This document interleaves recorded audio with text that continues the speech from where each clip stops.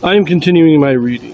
What I'm doing in this series is to read through the entire standard works of the Church of Jesus Christ of Latter-day Saints. This consists of the Bible, the Book of Mormon, the Doctrine and Covenants, and the Pearl of Great Price.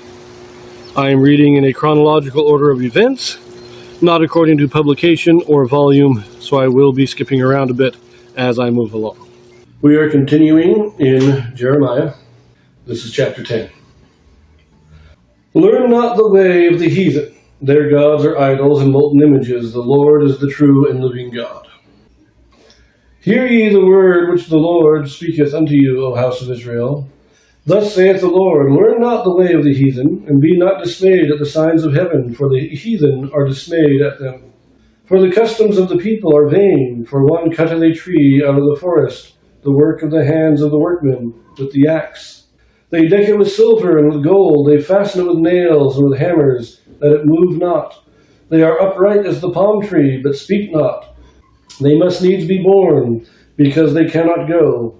Be not afraid of them, for they cannot do evil, neither also is it in them to do good. For as much as there is none like unto thee, O Lord, thou art great, and thy name is great in might. Who would not fear thee, O King of nations? For to thee doth it appertain. For as much as among all the wise men of the nations, and in all their kingdoms, there is none like unto thee. But they are altogether brutish and foolish.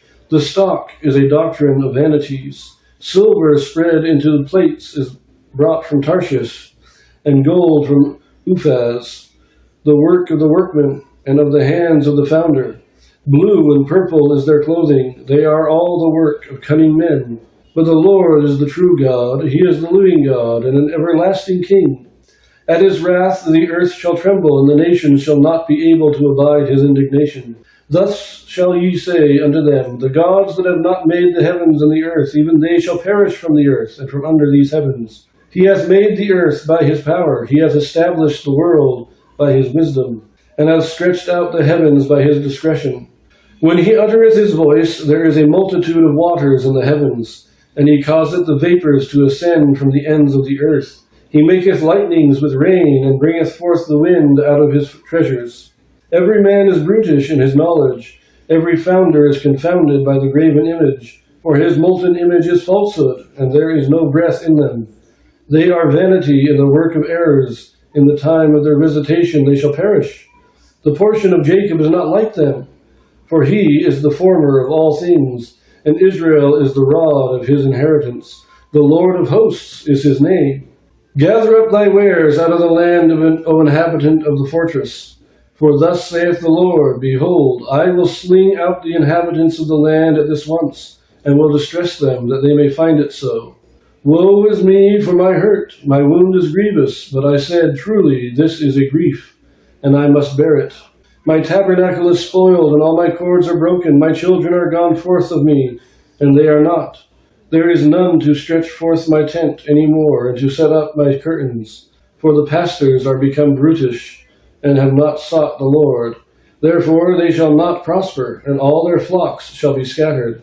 Behold, the noise of the brute is come, and a great commotion out of the north country, to make the cities of Judah desolate, and a den of dragons.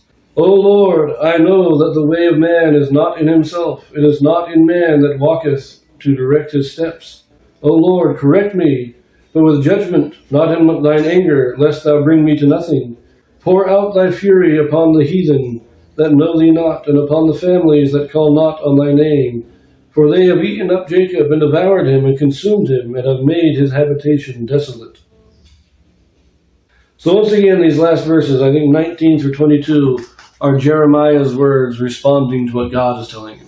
Jeremiah's lamentation. And he says that for destroy the heathens because they destroyed your people.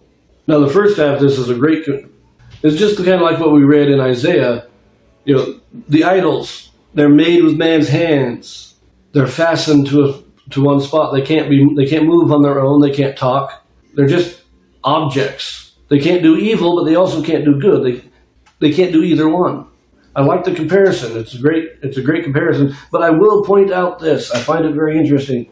It says that they cannot breathe. And as a comparison to God, this tells us that God breathes. Idols don't breathe. God does breathe.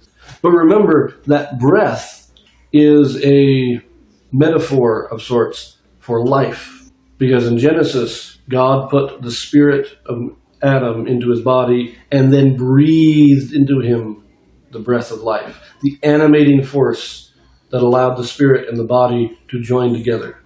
So this tells us, in a roundabout way, that the Jews, at least, Jeremiah, I don't know about the rest of the Jews because they were all idol worshippers, but the Jews who had the true gospel, they understood God breathes, meaning he has life in the same way that we have life, spirit and body connected.